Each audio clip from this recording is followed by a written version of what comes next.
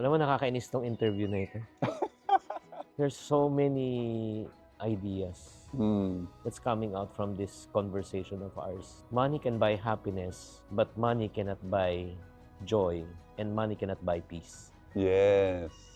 Good. Money can buy you a medicine, but not good health. Absolutely. Money can buy you good bed, but not good sleep. Yes. Money can buy you good food, but not good appetite. Mm. And Totoo yun. you know what, friends? Money can buy you a crucifix, but never a savior. Because the gift of eternal life is for free. Yeah. And then, this is where yung sinasabi mo talaga may level. Alam mo, pumasok na idea sa akin, Brother Bo, si King Solomon. Di ba sinabi niya, he's the richest, wisest king that has ever lived. And say, everything is meaningless. Di ba? It's, Totoo yun. lahat ng riches is chasing after the wind. Yeah. Sabi ko, during the time when I had nothing, Yeah. sabi ko, you can say that. Yes. Because you have everything. Yes. I have nothing. But when I reach a level of comfort na sinabi mo, Yeah. now I realize, ito ang bahay mo. How many bed can you go to sleep at every night? Isa lang. Pwede ka magpagising. Sabi mo, uy, gisingin niyo ako every hour para lumipat ako sa kabilang bahay. Alam mo, mapupungit ka parate. You have 7 cars. How many can you drive? Isa lang. You can afford breakfast, lunch, dinner, buffet. Yeah. Pag ginawa mo araw-araw, maaga mo makikita si Lord. Amen. Yun nga, parang na-realize ko, Brother Bono. Again, I hope not to gaslight yung mga taong wala ang yayabang nyo porket mas comfort. No, it's not. We came from that situation. Now we realize, I have realized, and you realize, you don't need much. What can you say about that? You know, I was thinking of yung sinabi mga buffet. You know, paminsan-minsan, we love it. Of We course. enjoy it. We bring our friends. Yeah. Tayo nagbabayad para sa mga kaibigan natin. Yun, enjoy natin. Hindi yung buffet, but the fact that I can bring my family, I can bring my friends here. Ako taya. Yun yung joy. And I love it. I love it that you said that. You know, I have 2 vans. Bakit van?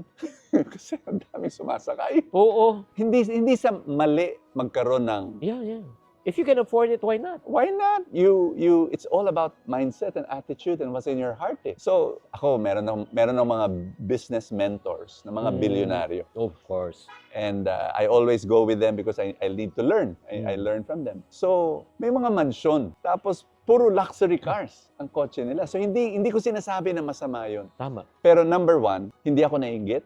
Mhm. Hindi ko sinasabi na, ay, sana ako rin. Oo. Wala na. Parang buhay nila yun eh. They've made certain choices in their lives. That's the kind of lifestyle they want. Kanya-kanya tayong desisyon. Tama. Masama yun? Hindi. Hindi. Kasi bakit? Vow of generosity At nga saka eh. pinaghirapan nila yun eh. Pinaghirapan nila yon. And my gosh, they are so generous. Yeah. You know, kaya ka naging mentor ko. Kasi sobrang talagang they love God's work. They love the poor, and it's amazing to see them. And it's a privilege na kaibigan ko sila. Grabe. Alam mo yung sinasabi mo, Brother Bo, yung I'm sure if you are watching this right now, yung sinasabi, yung mga mayaman, minsan malulungkot sa buhay, di ba? Yung mga medyo simpleng buhay, masasaya sa buhay. Kasi we have to understand the 4 stages of life, eh. Especially when it comes to finance. First, ang goal mo, survival. Yes.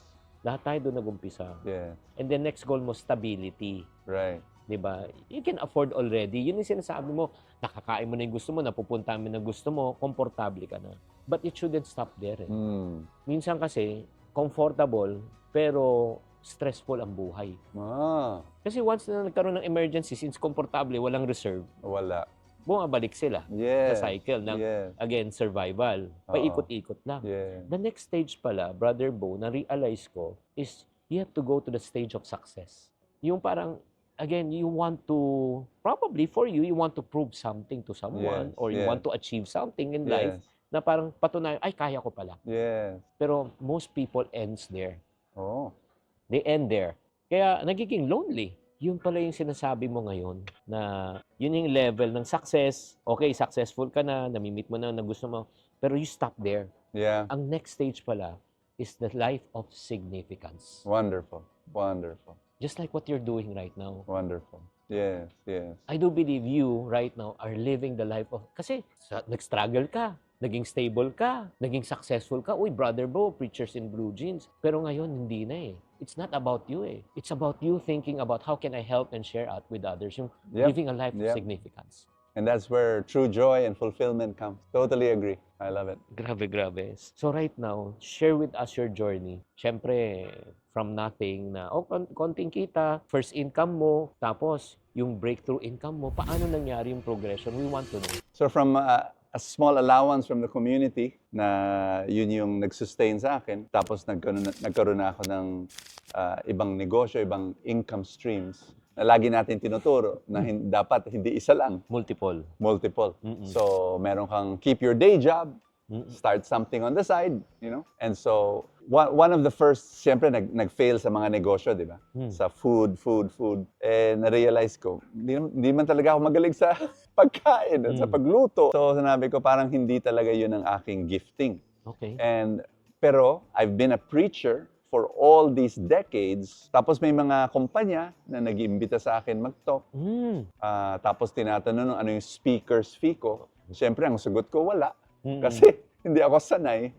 And then, so they just give me whatever they want to give me. And minsan, pang ano lang, pang gasolina. Until I realized, may nagturo sa akin kasi ganito nangyari. So may talk sa isang hotel. 5-star hotel, yung kumpanya. So, inibita ako yung keynote speaker. So, pumasok ako doon. Tapos, I was in the front row waiting for Tapos may kumanta. 3 kanta. Tapos yung host, yung MC, kaibigan ko, sinabi niya, alam mo magkano binayad sa kumanta? Singer, So, sinabi ko, magkano? Tapos, sinabi niya yung halaga. Sabi ko, wow, talaga. Tapos, yung host, nagbayad rin yung kumpanya. Yung lights, yung director, yung sounds, lahat binayaran. So ako nag-talk. After the talk, pag uwi ko, yung HR manager, hinabol ako. Sabi niya, oh, Brother Bo, itong konti. Hindi ka kasi sumingil. So sinabi ko, it's okay, thank you. Pag upo ko sa kotse ko, pag bukas ko, uy, pang Jollibee, thank you. But yun, that point na, pero yung singer, binayaran, yung lights director, yung sounds, lahat binayaran, yung MC na kaibigan ko, binayaran. So, I think I need to charge. So I started charging, little by little. So that was my first successful income stream. Kasi yun ang gifting which made me realize na talagang pag gusto mong kumita ng sideline mo or whatever, ang lagi ko tinuturo, saan ka muna magaling? Tama. So kung magaling ka sa isang bagay, pagluluto, or pag artwork, or subukan mo. Hindi ko sinasabi yan na talaga ang negosyo mo, pero baka it will lead you to it. Totoo kasi, guys, number one, if you start with what you know and experience in your gifting, you don't have to learn eh. Yeah. Relearn and unlearn. Yeah. Ginagawa mo na Ginagawa mo na. Kasi yun nga, yung illusion ulit na follow your passion. Oo. Brother Bo, ito, confession. Passion ko when I was young to become a PBA player. Tignan nyo ugali. Pinagtatawanan ako. May problem ako. Anong problem ko? Referee pwede.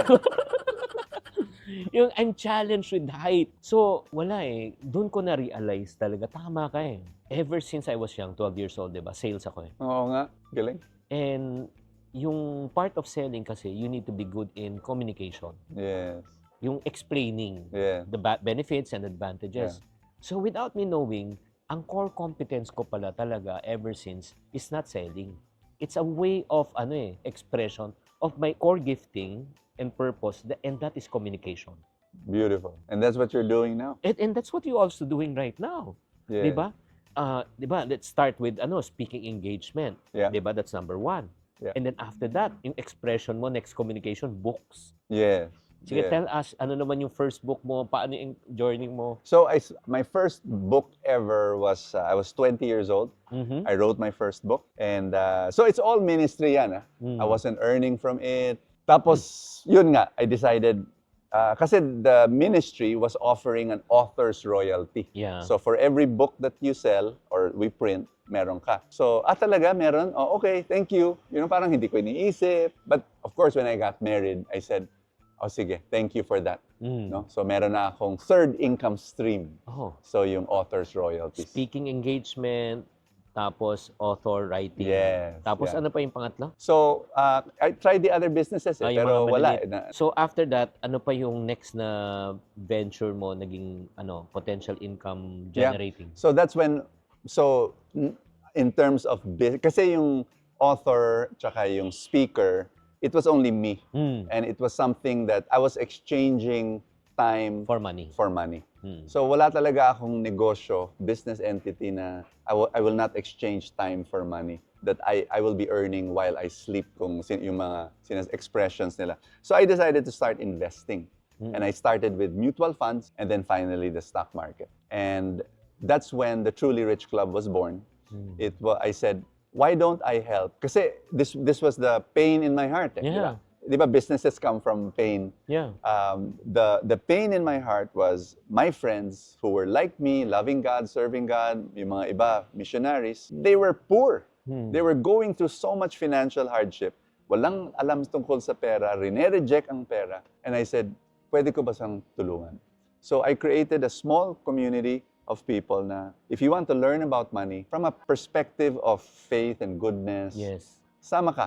Let's learn together. Yes. So we started with 50 members and then we kept on growing. I like saying this, that our goal is to help good people become rich. Wow. Yun yung simpleng battle cry namin. Mhm. Mabait ka, sige, tulungan ka namin yumaman. Simple lang, mindset change, Mhm. and then small disciplines of Yeah. investing on a regular basis. Tapos entrepreneurial Mindset. adventure, Yeah. mindset. Let's go.